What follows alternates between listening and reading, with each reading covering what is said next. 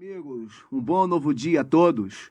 Estamos mais uma vez aqui iniciando a nossa já conhecida Conversa da Escritura. Para nós é uma alegria e um prazer ter você aqui na nossa companhia. Segue aí a nossa vinheta.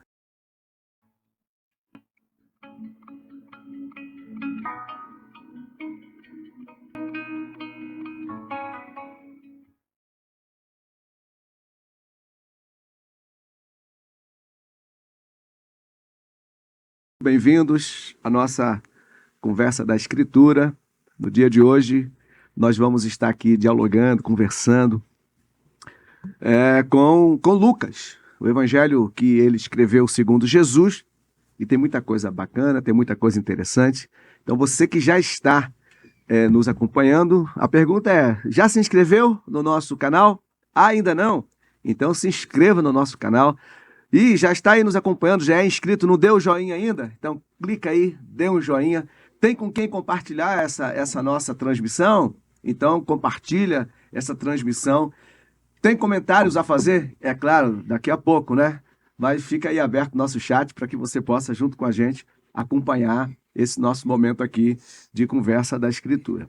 A Conversa da Escritura, ela, no dia de hoje, a gente está conversando sobre o livro de Lucas, né? O Evangelho de Jesus segundo Lucas, e a gente vai abordar aqui três pontos principais, que vamos falar um pouco sobre o caráter de Jesus, vamos falar um pouco sobre a obra de Jesus, e alguns textos difíceis assim que aparecem no Evangelho, e a gente vai tentar aqui, né, os nossos comentaristas estão aqui todos afinadíssimos assim, para a gente tentar desvendar alguns textos que por acaso sejam aqueles textos difíceis. Mas a Conversa da Escritura também ela é feita através do nosso, ou por meio do nosso livro, e que você já deve estar vendo aí na transmissão, né? O livro que fala de Jesus, porque o objetivo da gente nesse ano é tornar Cristo conhecido. Eu já vou aproveitar, fazer uma propaganda aqui ao pessoal das Alvoradas, você que está nos assistindo, vou fazer um merchanzinho aqui. Dia 19 agora, próxima quinta-feira,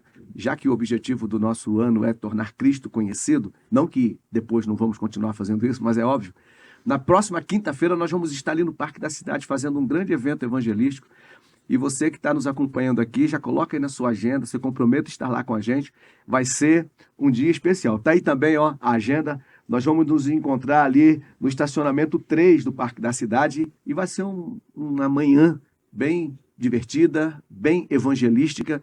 Prepare-se, esteja lá conosco. Bom, a nossa mesa de hoje, pastor Daniel é quem deveria, né, estar aqui hoje, mas pastor Daniel esteve em Belém do Pará, está voltando ou hoje ou amanhã, algo assim. Está voltando hoje, né? Está voltando hoje. Ele foi para a celebração dos 114 anos das Assembleias de Deus no Brasil, uma data assim muito importante, uma data emblemática. Está vindo de lá, ó, com gás todo. Então vamos ter aí muitas novidades a partir aí dessa semana que segue. Bom, então seria ele quem estaria aqui. Eu estou numa responsabilidade aqui gigantesca de substituir o nosso pastor presidente. Porém, estamos aqui muito bem acompanhados. Vou começar pela pastora Inês, que está compondo a mesa de hoje. Pastora Inês, suas saudações iniciais ao pessoal aí que nos acompanha. Eu quero saudar, sim, a todos aqui da mesa, né, o jovem Pedro, os pastores aí, pastor Davi, todos que estão em casa nos assistindo. Um bom novo dia para todos, e é uma honra estar aqui, poder colaborar um pouquinho, conversando aí sobre algo tão edificante que é a palavra de Deus, né? Ok. Né? Pastor Jair, suas considerações iniciais, seu novo dia, bom novo dia para o pessoal. Em primeiro lugar, uma boa noite a todos que compõem a mesa, né? O pastor Davi, a pastora Inês, nosso querido Pedro, pessoal da técnica.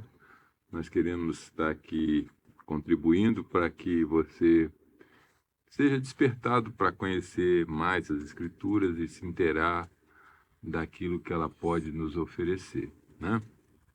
Então, estamos aqui para tentar fazer o melhor. Ok. Jovem Pedro, suas considerações. Você tá com o cabelão encaracolado que eu vou te falar, hein, mano? Tô vendo se cresce pra ajudar, né? Ah, é? Alguma coisa tem que crescer, já não cresce mais pra altura, né? A barriga a gente tá evitando. Então, Ainda bem que eu faço parte desse time, então tá tudo certo. um bom novo dia pra você que tá em casa, um bom novo dia pros pastores da mesa.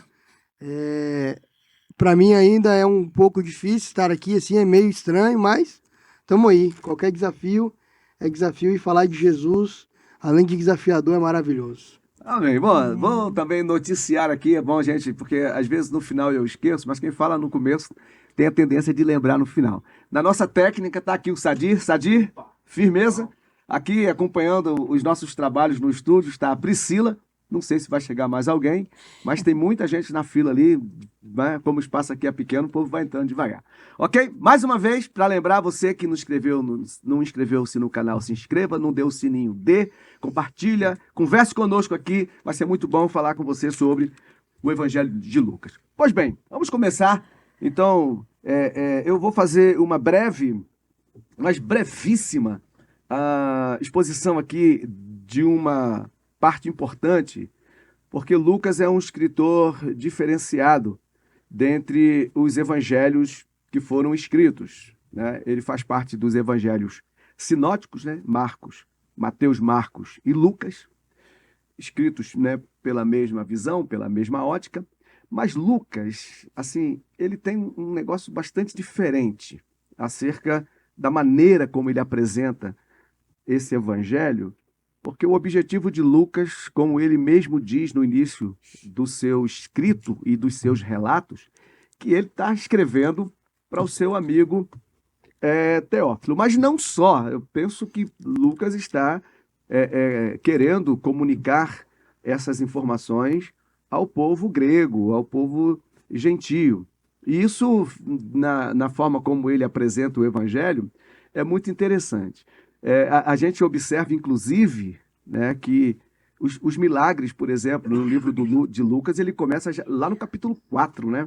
Porque antes, Lucas está tentando, né, fazer com que seja bem compreendida essa pessoa, esse ser, né, esse homem, Jesus, que dentro da cultura grega existem muitas maneiras de se apreciar, né, um indivíduo, né? Aprecia-se pela sua intelectualidade, pela sua capacidade filosófica, mas aprecia-se também pela sua perfeição, pelo seu modelo de ser humano, né, na busca da perfeição, e aprecia-se também pelo prazer que esse indivíduo tem de viver a vida nas suas mais possibilidades de prazer e desfrute.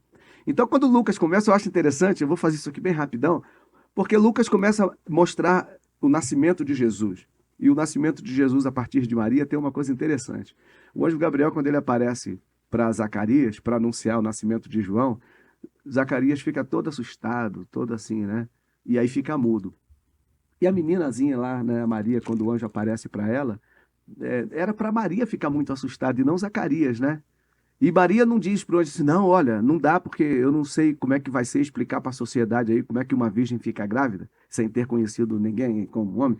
Não dá para, como é que eu vou explicar para João, né, para José o que aconteceu comigo? Então Maria, ela não diz nada disso, ela apenas diz, se cumpra em mim, né? E aí, a partir daqui, Lucas vai considerar, e aqui que é uma coisa que eu achei muito interessante, Lucas vai relatar 3 cânticos. O primeiro é o cântico de Maria, depois, e o cântico de Maria é um canto de louvor, de apreciação, uma conexão com as promessas de Deus lá atrás. Olha como é que Lucas está trazendo. Depois vem o cântico de Zacarias, e o cântico de Zacarias é um cântico profético, apontando, né, para aquilo para o qual Deus tem como realizações no futuro. E depois vem o último cântico, que é o cântico de Simeão. E o cântico de Simeão é interessante porque é um cântico de despedida. E a gente poderia até dizer que Lucas está, a partir do cântico de Simeão, fazendo uma ruptura com aquilo que é a tradição judaica, com aquilo que esse menino traz como uma esperança para o futuro. Então ele está dizendo, olha, vamos nos despedir das tradições, porque agora os meus olhos viram a salvação, o menino que vem. E a partir daí, só Lucas vai fazer isso, né? Aqui ele está mostrando essa humanidade de Jesus, e aí quando chega mais na frente um pouco, você vai ver Jesus indo para o deserto. E é aqui onde eu fecho a minha iniciação nesse livro, porque no deserto é onde Lucas vai mostrar para aquela gente que está muito acostumada a viver com os seus deuses, corruptos, com os seus deuses, com as práticas da luxúria e tudo mais, e do prazer e do dinheiro e tudo mais. Então, quando ele leva Jesus para o deserto, Jesus vence a tentação no deserto. E quando Jesus sai, a partir daí, ele entra na sinagoga e aí ele começa o seu ministério público, né, expulsando o demônio, curando a sogra de Pedro, que é os registros que Lucas vai fazer. Então, essa introdução que eu, né, trago aqui, ela demonstra exatamente isso, a maneira como Lucas vai mostrar Jesus, o homem perfeito, a obra desse homem perfeito e como que esse homem perfeito, fazendo tudo que fez, ainda assim foi rejeitado por alguns e procurado para ser morto, mesmo sendo este homem operador de milagres e fazedor de coisas maravilhosas.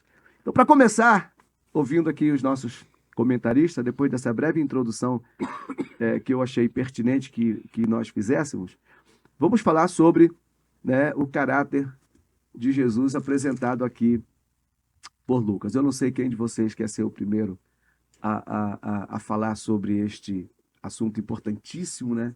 Que é a maneira como Lucas apresenta o caráter de Jesus. Inês, você me olhou com um sorriso assim que eu achei que você ficou com vontade de começar. Começa. Pode ser? Pode. Então, Inês, vamos É. né, conversar um pouco então sobre como é que Lucas mostra para nós o caráter de Jesus.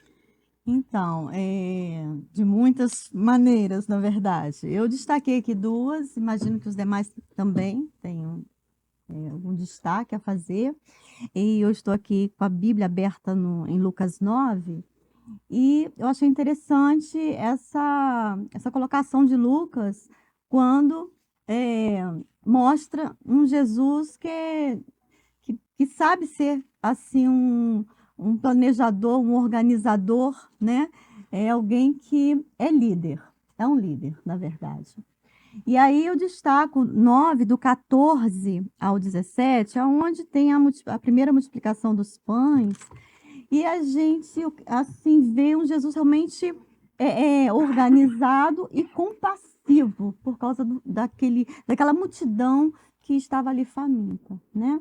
Então, eu quero destacar aqui, diferentemente das outras vezes, como Jesus agia, né, estrategicamente.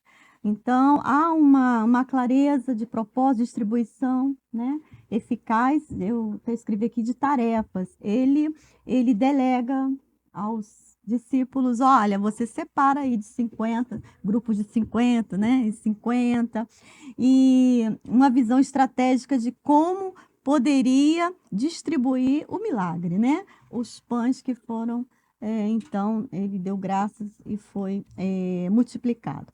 Então, é um Jesus que mostra um caráter sábio, né? De sabedoria, de organização e um amor, assim, ativo, eu coloquei aqui, na missão, na tarefa. E eu achei isso, assim, formidável. É interessante, Inês, inserindo Sim. uma frase aí dentro né, dessa situação que você traz sobre Jesus. Essa é a preocupação que Lucas tem de mostrar um Jesus preocupado com oprimidos, com pessoas que estão passando por dificuldades. Sim. Passa por aí essa imagem de um Jesus que não olha e diz, está tudo bem, não está tudo bem, tem um problema ali, vamos ver como é que a gente faz para resolver. Então, existe uma compaixão de Jesus, Sim. né, pelos pobres, pelos oprimidos, pelos desvalidos, pelos né, rejeitados, pelos abandonados. Isso passa por aí, né? E o que eu quis destacar aqui é que ele não faz isso de qualquer jeito. Ele é um líder, ele é estrategista. Eu fiz administração, eu gosto dessa parte, eu acho assim que tem muito a ver na área da administração, né? Como ele delega, como ele distribui tarefas, como ele realmente faz toda aquela parte organizacional. E, inclusive, também em Lucas 10, quando ele comissiona os 70, a mesma coisa, a gente observa toda essa delegação, essa estratégia, ó, você vai assim, você deixa isso, não leva a bolsa, tem todo um esquema, né? O caráter Um processo, organizacional, né? já que a gente está falando do caráter e a pessoa, é exatamente isso, né? Não é de qualquer jeito, existe Não, um método aí, um jeito de não. fazer, E né? nós temos que aprender também com isso, não é E de pela qualquer ordem jeito. do cânon bíblico até é bom, porque em Marcos você não tem esses detalhes assim, Não. né? Ele não, quando você lê o Evangelho de Marcos, você vê o agir de Jesus por todos os lugares que ele passa e você não percebe essa natureza estratégica de liderança, você fica Exato. meio por cima, né? Como é o Aham. primeiro evangelho, ele não entra nesses detalhes todos. E depois, quando você vê, isso só reforça que Jesus sabia o que ele estava fazendo. Ele chegou sabendo o que ele veio fazer. Não foi, fui pego de surpresa, Deus me escolheu. Não, eu sou Deus, eu vim aqui fazer alguma coisa e eu sei como eu vou fazer isso, do melhor jeito que eu vou fazer. É mais uma certeza, uma outra reafirmação de que Jesus é Deus. Ele não veio aqui Uhum. à toa e nem foi pego, escolhido do nada. Ele já veio com a missão dada. Eu gostei, Pedro, você ter dito aqui esse relato de Lucas, justamente, né, pastor? Jair, por conta da humanidade que é destacada dele, né? Então, ele fala detalhes da humanidade, como ele procedeu. E tem uma coisa importante nesse detalhe, porque Lucas enfatiza bastante essa unção, né, do Espírito sobre Jesus. Às vezes a gente tem uma tendência muito ruim, inclusive, de achar que a gente pode sair por aí na unção do Espírito sem organização, sem planejamento. De Não, qualquer Deus vai jeito. dizer, o Espírito vai guiar. E mesmo Jesus dá-nos uma lição, porque Lucas enfatiza bastante, né? Que Jesus andava no poder e na unção do Espírito, Uhum. mas Jesus era organizado, Organizado. né? Esse é Era não estratégico, é? né? Era uma coisa linda mesmo, né, Jesus? Pois é. Sim. Mais alguma coisa a gente Não, pode... não, os outros Pedro, aqui. traz aí para nós Ah, algumas... eu sou suspeito porque dos 4 evangelhos, Lucas é o que eu mais gosto. Para mim, ele é o mais tranquilo de ler, ele é o mais gostoso de ler. Eu me debruço em Lucas e eu vou embora. Dá para ler assim umas 5 vezes na semana, facilmente. Né? É muito, muito, para mim é muito gostoso de ler. Alguns dos jovens discordam de mim. Dizem que é melhor Marcos, dizem que é melhor João, mas eu ainda me prendo a Lucas. E o que eu queria destacar é, da parte do caráter de Cristo, o amor de Cristo no caráter dele. Você falou, pastor, que Jesus passava por aí e via os doentes e os fragilizados e os pobres em condição de necessidade e ele ajudava.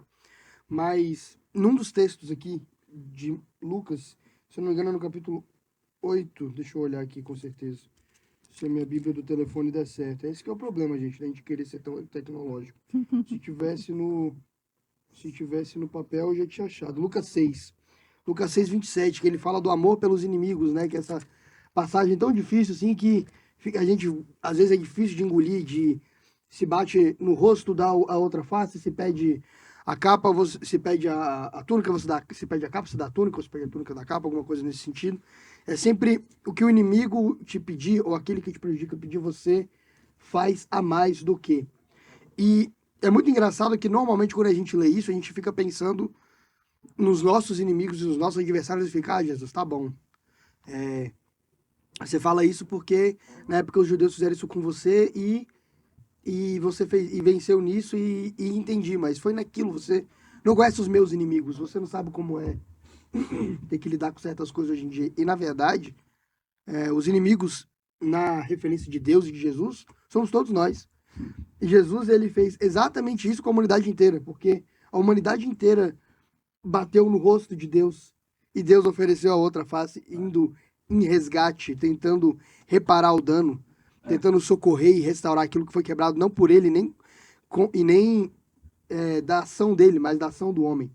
E esse é o maior testemunho que tem de tudo. Jesus, ele ao curar os gentios, os judeus, seja o cego, os leprosos, os que Jesus ressuscitou, ele não só curava judeus, samaritanos, ele curava pessoas que eram inimigas de Deus até aquele momento, que passam a ser amigos de Deus nele e por causa dele. E é uma restauração que a gente julga em nós muito difícil de fazer, que é muito complicado, mas o maior exemplo disso tudo é Jesus até hoje em nós. A gente ainda tem coragem de pedir coisas para Deus, bênçãos e ajudas e socorros e se acha tão bom e a gente age como inimigos de Deus de vez em quando, até hoje, mesmo dizendo que somos cristãos. Inclusive, quando a gente fala sobre essa questão do amor, a gente vai ver Jesus provocando, né, os líderes Dos judaicos, né, os uhum. religiosos, quando ele fala, por exemplo, da situação do bom samaritano, né? É uma provocação tão absurda, porque se nós estivéssemos ouvindo Jesus hoje, né, sobre quem Jesus estaria apontando, para quem Jesus estaria apontando, né, acerca desse amor prático, né, que ele, né, Jesus evidenciou o tempo inteiro, Uhum. né, a razão pela qual de ser chamado de amigo de pecadores, de comer com pessoas que não deveriam, né, serem trazidas para o nosso lugar de comunhão, porque essas pessoas elas não merecem, essas pessoas são. Mas Jesus ele não olha Não, para olha. estas coisas. Então, quando ele provoca os fariseus na parábola, né, que é só Lucas que conta essa parábola, né, Uhum. é exatamente para trazer esse olhar que Jesus tem para aquele que está caído ali. Agora, quem é esse caído? E quem está socorrendo esse caído? Se fosse hoje, por exemplo, essa parábola, né, de quem que Jesus estaria falando, né? Eu Tremendo, tenho umas profundo. ideias aqui de quem Jesus estava Eu falando. também Eu tenho. posso complicar o assunto aqui um pouquinho. Mas, enfim, Eu vejo que é a radicalidade do amor cristão mesmo, é você amar sem reciprocidade, né? É isso que o e Senhor observar, prega. Inês, a nossa sociedade, ela não é diferente daquela para quem Lucas está destinando o seu texto. A gente é amante da alegria, do prazer, da cobiça. A gente quer o que não tem, a gente não se contenta com o que tem. A gente está sempre com um vazio absurdo dentro da gente. Haja vista que as nossas orações são orações extremamente egoístas. Os nossos relacionamentos com Deus, eles são extremamente Baseado em egoístas. interesse, né? E aí, quando Lucas começa a mostrar o caráter de Jesus a uma comunidade que se apaixona, e inclusive os seus deuses, eles são assim, né? Uhum. Deuses egoístas, deuses que oprimem, deuses que querem ser agradados. E Lucas está mostrando, ó, Jesus não é assim.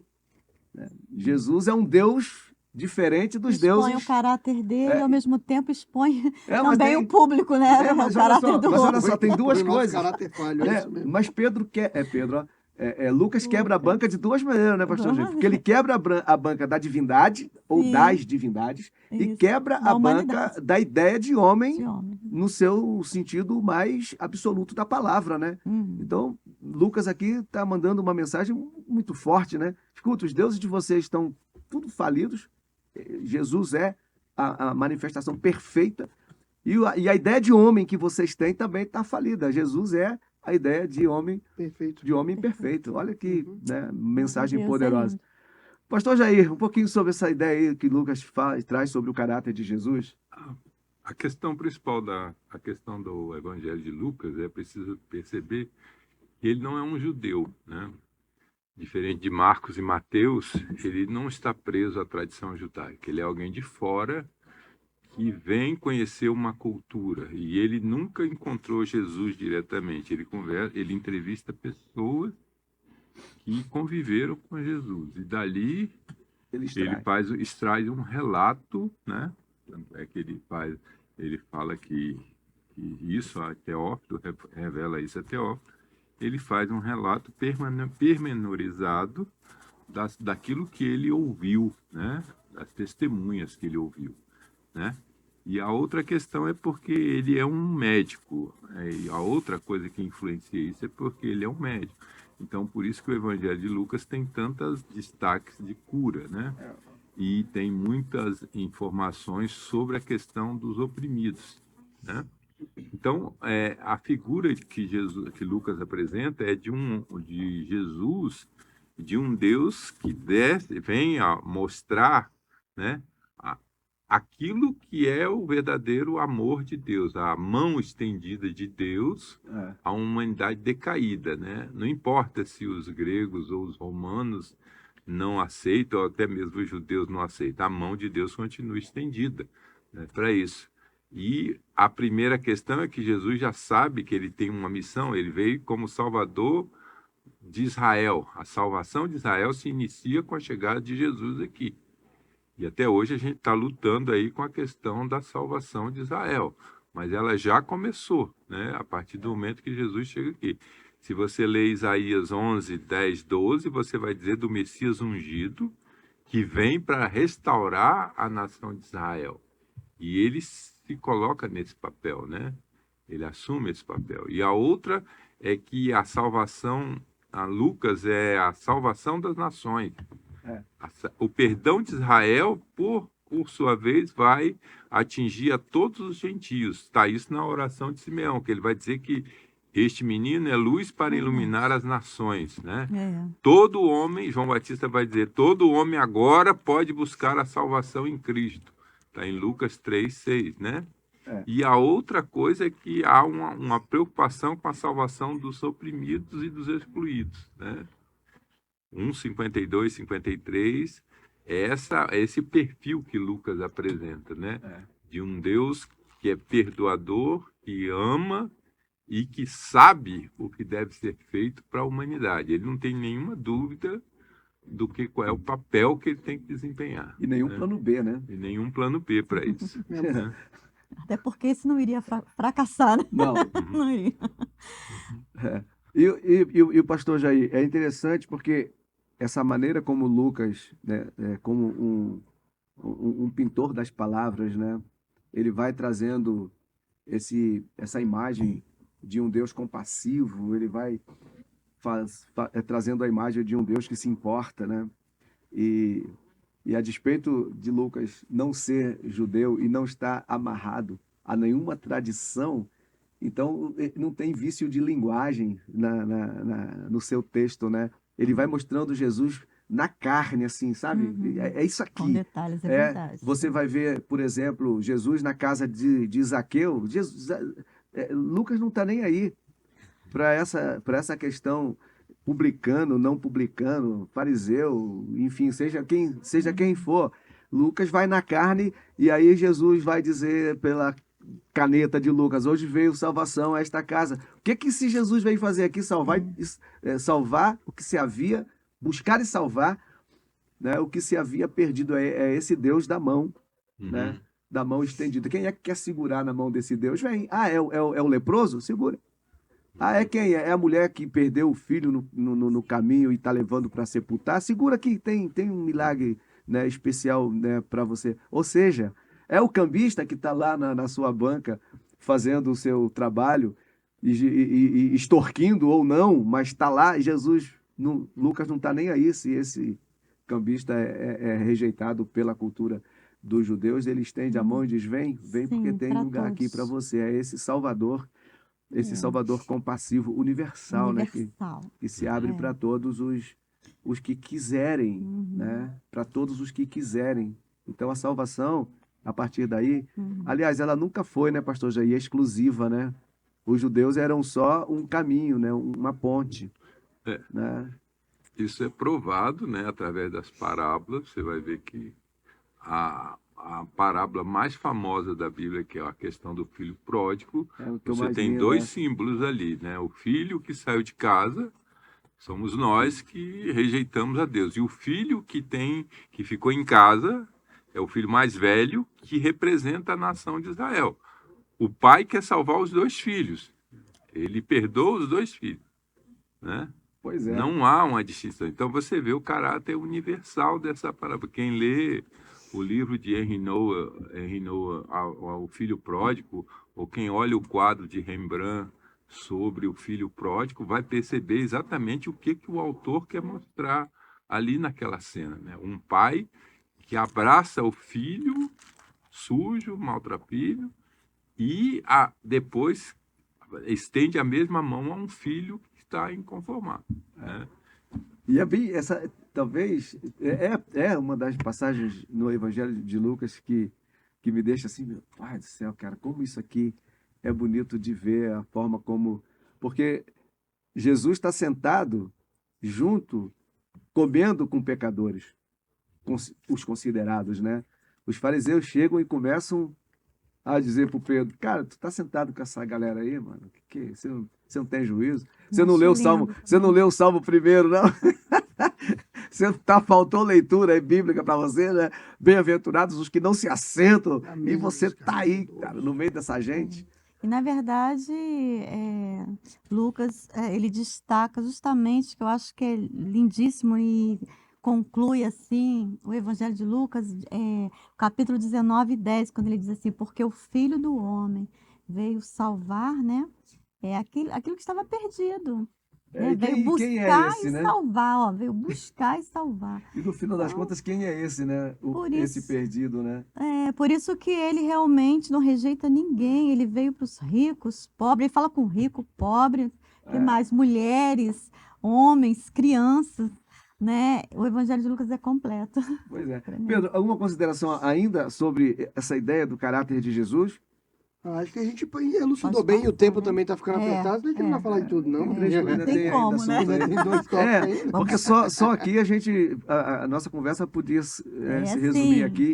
e iríamos muito bem. Mas Lucas também enfatiza muito, né, a obra de Jesus. E aí a obra de Jesus é o ministério prático de Jesus, né? Hum, Eu acho muito lindo quando Pedro, lá em Atos, ele diz que Jesus andou por toda parte, né, fazendo bem. E no livro o Evangelho, Lucas ele vai enfatizar talvez o que vai enfatizar com mais detalhes, né? Essa manifestação pública de Jesus, dando atenção, né, a detalhes na sua jornada no meio do povo.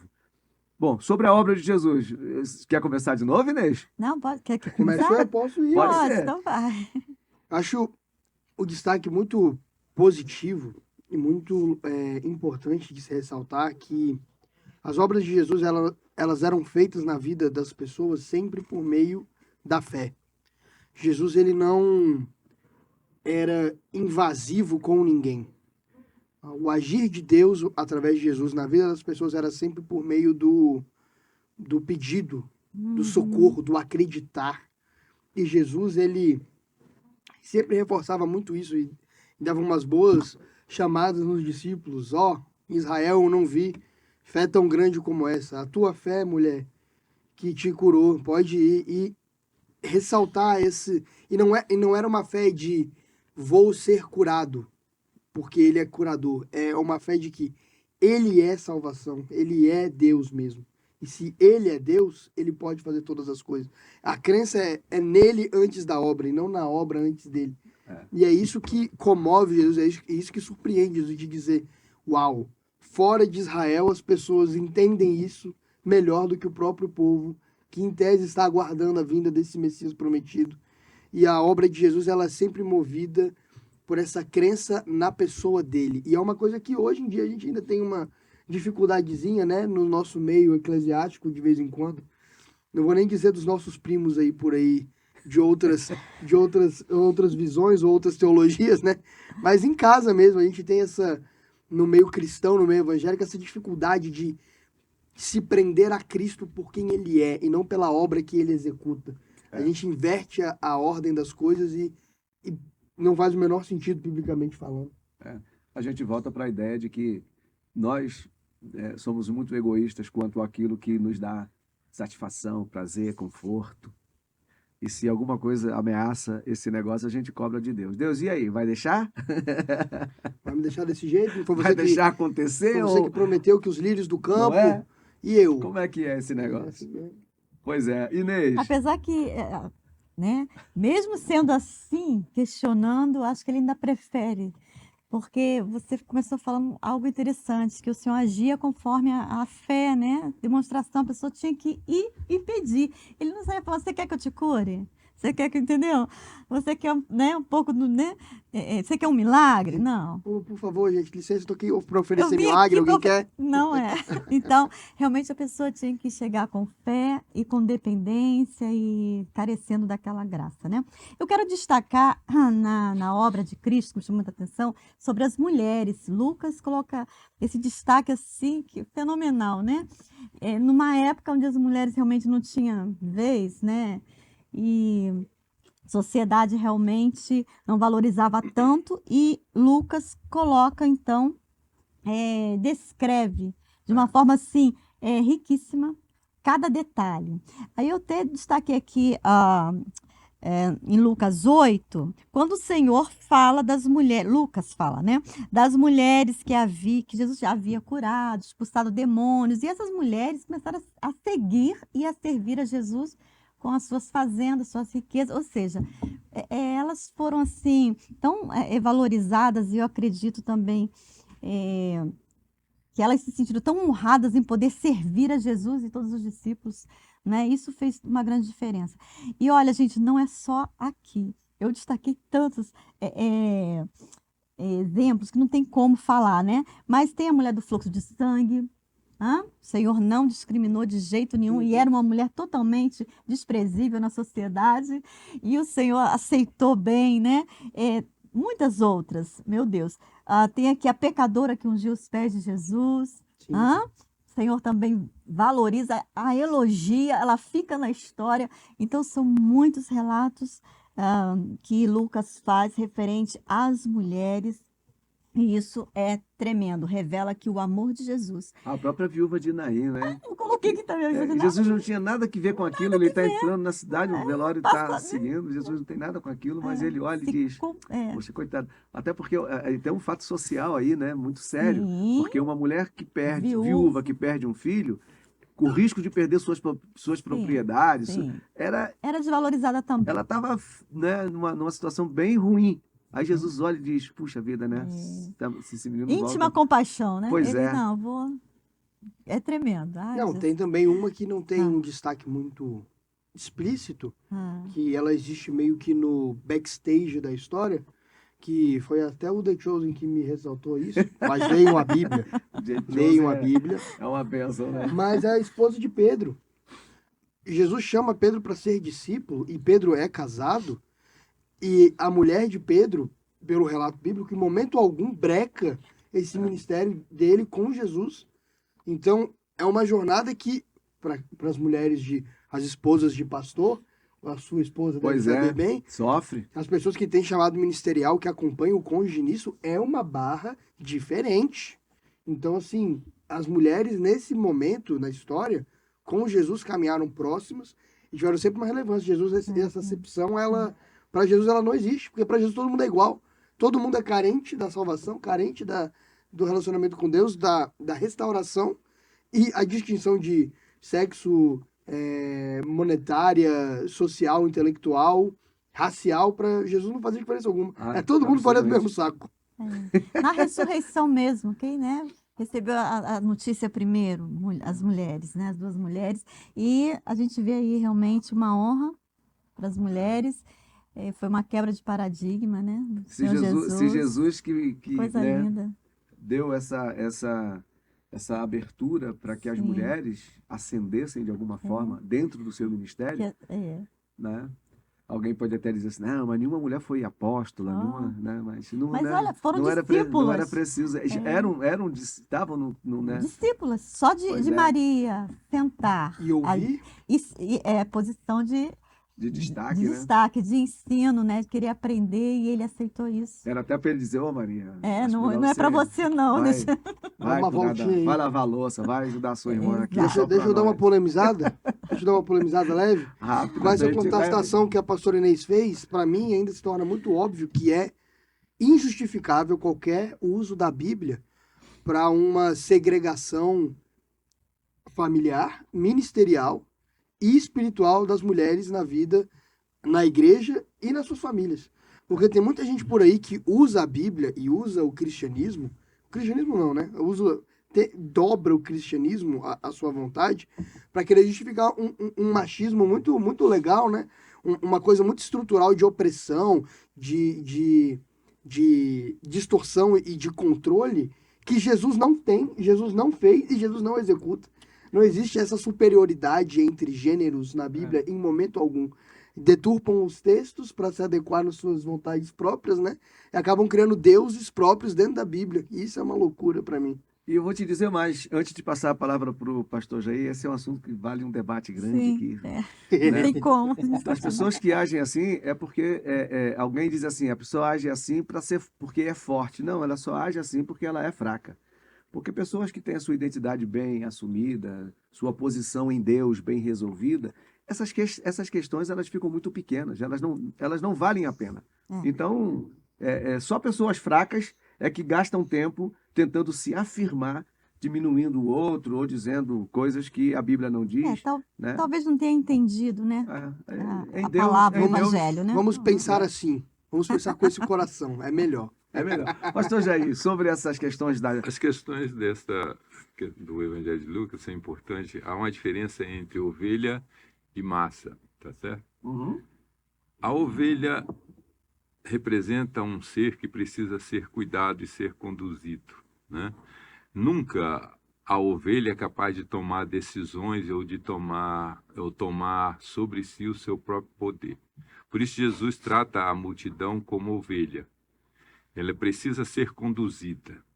Até hoje a humanidade não entendeu que nem mesmo o sistema democrático não sai da massa pessoas para conduzir pessoas. A massa precisa ser conduzida. E quando você vê a palavra turba ou massa, ela sempre está relacionada a um tipo de pessoas que não tomam decisões ou quando tomam são de forma violenta. A massa que não tem liderança ou que não se submete ao líder, ela se torna uma anarquia. E, portanto, Jesus sempre coloca a sua condição de se compadecer das suas ovelhas, mas elas devem obediência a ele, porque ele sabe o que é melhor para as suas ovelhas. Jesus não chama a multidão de massa nem de turba. Ele as trata como ovelhas, e como ovelhas elas devem ser tratadas, curadas, transformadas e devem obediência ao seu pastor, porque ele é suficientemente capaz de decidir aquilo que as ovelhas precisam. As ovelhas por si só, elas se perderiam. Elas se perderiam porque elas não são capazes de cuidar de si mesmas, nem de ter liderança. Esse mesmo raciocínio das ovelhas vale para os seres humanos. A massa humana não se mexe, ela é mexida. Precisa sempre de um líder para mexer a massa. O que está acontecendo hoje são aqueles lobos devoradores que sabem atrair as massas para depois destruí-las e se aproveitar delas. Jesus claramente dá um exemplo diferente de como conduzir as suas ovelhas e como tratar as multidões. E eu diria, diferentemente do que a gente vê hoje ou do que a gente está vivenciando hoje. Hoje tem um bando de marginais da fé, Isso é o exemplo mesmo. corrompendo ou tentando corromper, e alguns ainda são exitosos na sua manipulação, né, de tornar pessoas prisioneiras nas suas próprias fraquezas e limitações e debilidades. Se tornam presas fáceis, né, desses marginais da fé que deveriam se converter ao senhorio de Jesus, porque se o fossem, certamente não seriam esses exturpadores, né? Esses sanguinolentos que ferem o rebanho, mas um dia vão se encontrar com o Senhor do rebanho. Sanguessugas, né? É uma coisa engraçada até, porque a gente jura que existem pastores dentro do rebanho. E esses lobos se chamam pastores. Vestem bem roupas, né? E não, eu digo assim, não só o título de pastor, porque pode ser apóstolo, pode ser padre, pode ser o que quer que seja, líderes religiosos de qualquer forma, ou até políticos. Mas eles se institulam como guias para a massa, para as ovelhas. E só tem um pastor, que é Jesus. Pois é. Existem dentro das ovelhinhas, algumas ovelhas que estão ali, que tem um berro mais alto, que tem uma lãzinha maior, assim, que dá uma empurradinha nas outras, assim, para ajudar a caminhar. Mas o pastor mesmo, ele só tem um, e ele é Jesus. A gente não pode fazer igual eu ouvi por aí, que a pessoa disse que o pastor dela era Jesus Cristo, e o outro disse, está amarrado em nome de Jesus. Eu vi isso Isso aí não existe em lugar nenhum. O pastor o nosso pastor... Vai amarrar o pastor, né? Não sei, o nosso pastor é Jesus Cristo. Os nossos pastores na igreja, eles são ovelhas como nós, participando da caminhada, nos ajudando, nos instruindo mutuamente. E humanos também, tendenciosos ao erro, que precisam ser ajudados também em certos momentos. Mas a gente não pode esquecer disso nunca, porque senão a gente cai na mesma ladainha do lado de fora. Pois é. Ô Sadi, você tem certeza que você colocou esse relógio direito aqui? Não, ele nem apertou o botão, quem apertou fui eu. Ele então tinha até esquecido. passou um tempão, né? Só 5? Ah, bom. Então, bom, vamos fechar essa para a gente, né, ainda falar um pouquinho aqui sobre alguns textos difíceis. Eu só queria fechar esse quadrinho aqui fazendo algumas colocações sobre as obras de Jesus. Eu fiz umas anotações interessantes aqui. Eu vou só fazer a citação. As obras de Jesus, elas são poderosas. As obras de Jesus, elas são compassivas. As obras de Jesus são didáticas.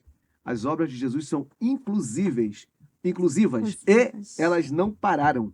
As Sim, obras de Jesus continuam. continuam. É muito importante dizer isso. Elas continuam. E se nós não estamos aí, né, dando expressões às obras de Jesus, tá aí, alguma coisa em nós precisa melhorar. Bom, é um outro capítulo que dá para a gente avançar bastante. Mas sobre textos difíceis, gente. Começa aí, pastor Jair. Pastor Lança Jair. Pastor Jair, essa pedrada aí pra nós. Vamos lá, primeira questão, né? Qual é a linhagem exata de Jesus, né? Existem duas genealogias. Mateus apresenta uma genealogia e Lucas apresenta uma outra genealogia. Uma é diferente da outra, né? Todas, a seção do livro de Mateus vai de José a Davi, né? A apresentada por Lucas difere, né? A de Lucas é apresentada, né, em relação à genealogia de Maria, né? Então, na verdade, ali não é um confronto, mas são duas genealogias. Enquanto Mateus destaca a genealogia de Davi, chegando até José, Lucas vai destacar a genealogia de Maria, saindo de Natã para chegar até Maria. Tá certo? Os dois enfatizam que José não é o pai legal, não é o pai biológico de Jesus. Ele é o pai legal, admitido, mas ele não é o pai biológico, né? No entanto, os dois afirmam que de Maria é a mãe de Jesus. disso Né? ninguém discorda, Disso né? ninguém discorda, né? Então, quando você lê as duas genealogias, não pensem que elas estão em confronto. Na verdade, uma aponta para a genealogia de Maria, a outra aponta para a genealogia de José, né? Nesse caso, Isso. Mateus aponta para José e Lucas Aponta aponta para a genealogia de De Maria, Maria. ok? É um texto difícil? Em certa medida é, porque não fica parecendo que a gente está tendo contradições, né? Contradição, né? E a outra questão é como que um ladrão moribundo poderia estar com Cristo no dia da sua morte.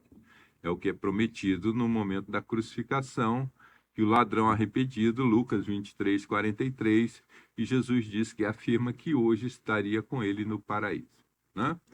Notem que a Bíblia não vai usar, você vai ver a expressão seio de Abraão, tá certo? Então você precisa pensar o seguinte: o seio de Abraão não é o céu, né? Mas é um lugar onde as almas estariam aguardando.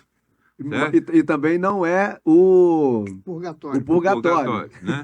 Tem que ficar bem claro isso aqui, Então, né? claro. é um local Isso não que existe. foi porque assim como os judeus criaram a expressão seio de Abraão, né?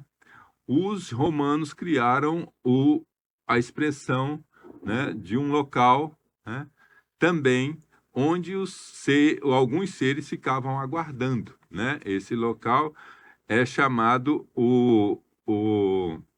fugiu o nome. Não. Sheol? Não, Sheol o Hades e o é- Sheol é- mas dentro do Hades existe um local para aqueles justos que ficariam aguardando, né? Ficariam num local, não desceriam ao sofrimento, né? Isso Então, na mitologia grega, não, né? na mitologia romana, né? Romana. Existe este local, né? Que na grega seriam Então, os Campos exatamente. Elíseos, alguma coisa Na assim. grega é os Campos É. Elíseos, desculpe. Na romana é os Campos Elíseos. Na grega Isso. não tem, todos descem ao Hades, tá certo? Então, os romanos foram os primeiros que criaram um local antes da entrada no inferno, que é o local chamado Campos Elíseos, né? Os judeus criaram a expressão seio de Abraão, tá certo? Uhum. Então, o que os estudiosos dizem? Já que Jesus só subiu ao céu ao terceiro dia, após a sua ressurreição, né? Este senhor, o ladrão, ele ficou aguardando no seio de Abraão. Quando o texto fala que Jesus desce ao Hades para resgatar aqueles que aguardam a salvação, né? Todos aqueles de Moisés de Abraão até a vinda de Cristo que estavam Até aguardando, o advento da própria crucificação da e fé ao ressurreição, advento. né? Todos esses, juntos com o ladrão, são levados Para ao paraíso, né? Sai do Mas seio de Abraão para o paraíso. sai do seio de Abraão para o paraíso, né? Então é essa a explicação que os estudiosos encontraram para amenizar a questão de quando Jesus fala que hoje mesmo estarás comigo no paraíso, né? Uhum. Já que ele só subiu ao paraíso 3 dias depois, né? Faz sentido. Uhum. Alguma dúvida? Não. É claro que, se a gente tiver dúvida, eu sei que alguns que estejam nos acompanhando tiver, a gente não consegue elucidar esses textos difíceis aqui assim Qualquer tão coisa, te rápido, passa o não. número do pastor Não é? Jair, ele resolve no privado. Mas a gente pode, se tiver alguma dúvida a esse respeito, conversarmos sobre detalhes dessa natureza. Aqui é só pra gente mexer o caldeirãozinho, assim, sabe? E fazer a fumaça subir para você ficar curioso e querer saber mais. Instigar, né, E pessoal? daí? E daí? Estudar ali. Você escolheu qual texto aí? Eu escolhi até dois, mas eu vou falar um aqui que, é claro, né? Para muitos, isso é relativo, é algo que cada um entende de um jeito. Mas eu achei interessante destacar Lucas 9,58, quando diz que o filho do homem não tem onde reclinar a cabeça. E aí muitas pessoas, nossa, coitado de Jesus, né? Dormindo sereno. Era um sereno, eremita era nesse frio. um sem teto, Nesse frio de junho, sem Jesus... terra, não é? Então, coitado. E que até fala, as raposas têm covis e as aves, né? Seus Esse ninhos. texto mas o filho do homem não tem onde reclinar a cabeça. Então, às vezes o pessoal leva isso literalmente, mas o foco, em parte, é verdade. Em dizer que Jesus, ele o quê? Ele tinha Era itinerante, né? para lá e para cá, ele tinha realmente uma missão a cumprir mas o ponto principal não é esse. O ponto principal é focar que não é a falta de moradia, mas o quanto, na realidade, o discipulado tem um preço, Uhum. custa. Você tem que largar tudo. Não tem conforto, porque muitos hoje em dia pensam que ser crente é ficar, né, aceitar Jesus é você realmente estar em berço esplêndido e não é. Seguir a Jesus é renúncia. Muitas das vezes você realmente tem que largar tudo, não é? Tem que largar tudo. Então, basicamente, o foco é nisso aí, é no discipulado, exige renúncia, eu coloquei aqui. Jesus não promete conforto, e até hoje também não promete, o evangelho não promete conforto, né? O contrário até, na verdade, né? Confusão, conflito, sofrimento, Sim. angústia. Que foi até um outro texto que eu tinha, né? Que ele veio trazer espada e não paz. Pois é. Aí muito também acha que... Mas não é porque ele queria, não. É por conta da palavra, da É verdade. com a confrontação. E não é a espada que ele vai dar nos outros, é a espada que os outros querem dar nele, é o contrário. Então é basicamente isso, então, que eu queria deixar para não... Pedro, e o seu? Eu vou aproveitar que a pastora Inês falou de conforto e vou falar do meu, do dinheiro, né? Que em Lucas Jesus fala disso. É onde mais se fala de dinheiro é o Evangelho de Lucas. Vem aquele que tem, vende, dê aos pobres e fique satisfeito com isso. E aí, ao mesmo tempo, você chega mais na frente, vê Zaqueu, que é um cara ricaço, e ele fala que vai pagar o triplo de todas as dívidas que ele tinha. E mesmo assim, Jesus fala, tá bom, não é igual o jovem rico, vende tudo, Zaqueu, Vai mesmo. e vai embora. Vai nessa tua força, Zaqueu. E a ideia sobre dinheiro e estabilidade e vida financeira com Jesus em Lucas é muito isso que a pastora Inês falou, é de conforto. Não é errado o crente ter dinheiro, não é errado o crente trabalhar e ter o seu carro, a sua casa, as suas contas de segurança, seus investimentos na bolsa, etc. O errado é a nossa vida depender disso. O errado é eu não dormir porque eu tenho que ter. É eu não dormir porque eu não consegui juntar tanto quanto eu gostaria. É o amor ao dinheiro. É o apreço, é a segurança. Onde está a sua segurança? Está no dinheiro que eu tenho guardado, está na casa que eu tenho, está no carro que eu tenho. E a nossa segurança, ela não está em coisas físicas. Não pode estar. Nós temos que estar disponíveis o tempo todo a não termos onde reclinar na nossa cabeça. Havia um furacão de o que quer que seja, de Deus pedir, entrega a sua casa, seu carro, e todo o dinheiro que você tem, e você ter que viver como itinerante, viver igual o João Batista no deserto, comendo mel e gafanhoto. Deve ser bom. E ter que estar disposto no coração de dizer, se é para tua glória, Senhor, e é do teu comando, eu vou. Esse aqui, né? E esse que é o ponto, não é sobre nem a miséria total, venda tudo e viva sem nada, porque às vezes nisso nós ferimos a santidade de Deus também, mesmo não tendo nada, porque murmuramos, porque achamos ruim, e nem termos muito e dizemos, não, estou aqui para abençoar a vida de todos os meus irmãos, porque nisso a gente fere o Senhor também, porque cria-se a segurança naquilo que não é para onde estamos segurados, no dinheiro, nas conexões, no emprego, porque o seu emprego a qualquer momento pode acabar, a sua vida a qualquer momento pode acabar. Tudo pode acabar a qualquer momento e não tem sua segurança nisso. A segurança é somente em Jesus Cristo. É o que Jesus disse para o rico insensato. Está no livro, né? De Lucas, né? Vai dizer para o rico insensato, né? Que juntou e disse para sua alma: tens aí, ó, pode descansar porque está garantido. E aí a voz que vem a ele é esta, né? Você juntou muita coisa, mas esta noite pedirão a tua alma. E aí? O que você preparou serviu para quê?